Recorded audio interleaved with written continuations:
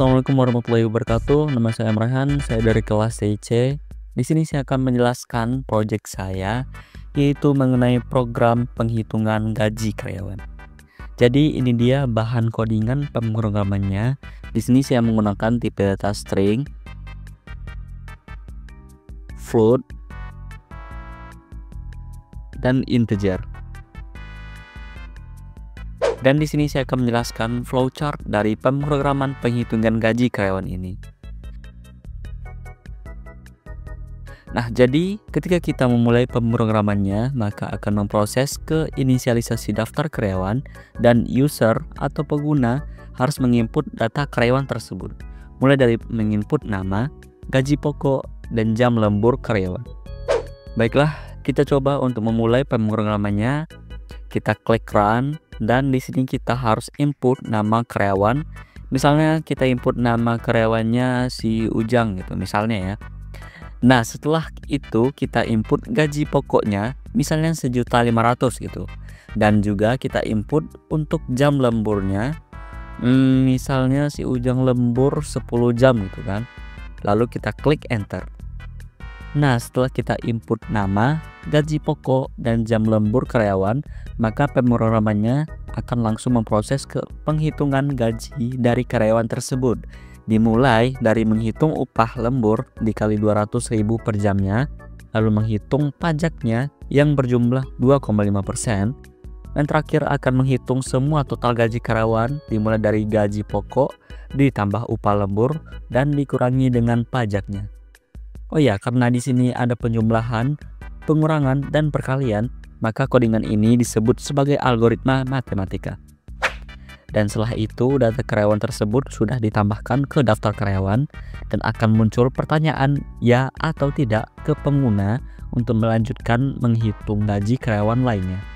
Di sini kalau pengguna memilih yes, maka aplikasi ini akan mengulang kembali untuk menginput data karyawan lainnya.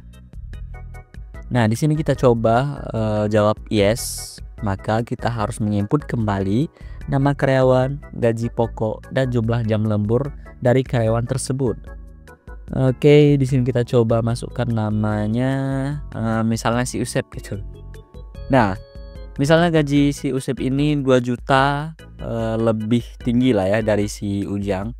Jam lembur si Usep misalnya 5 juta lah gitu kan. Nah, setelah itu kita klik enter, maka akan ada pertanyaan lagi. Nah, ini disebabkan karena ada perulangan while true di dalam codingan ini gitu. Dan bisa untuk menghitung gaji karyawan sebanyak yang pengguna inginkan. Oh ya, kalau aplikasinya error, maka akan memproses ke tampilan pesan error dan langsung muncul pertanyaan untuk melanjut aplikasinya atau tidak gitu. Baiklah, di sini kita pilih no karena ya kita cukupkan dulu untuk menghitung 2 gaji karyawan ini. Nah, setelah kita pilih no, maka pemrogramannya akan memproses ke urutan daftar karyawan dengan bubble sort. Nah, jadi fungsi bubble sort ini adalah untuk membuat list atau mengurutkan gaji karyawan dari yang tertinggi gitu. Yang mana ini disebut sebagai algoritma sorting. Dan terakhir akan menampilkan slip gaji untuk semua karyawan dan aplikasi pun selesai dengan pesan terima kasih. Oh ya, berikut untuk penjelasan lainnya dari pemrograman menghitung gaji karyawan ini.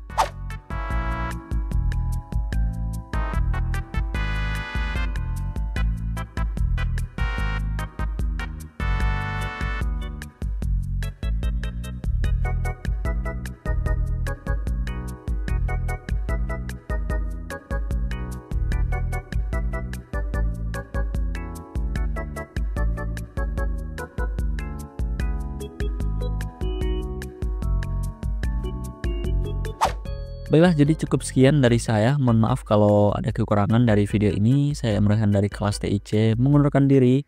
Wassalamualaikum warahmatullahi wabarakatuh.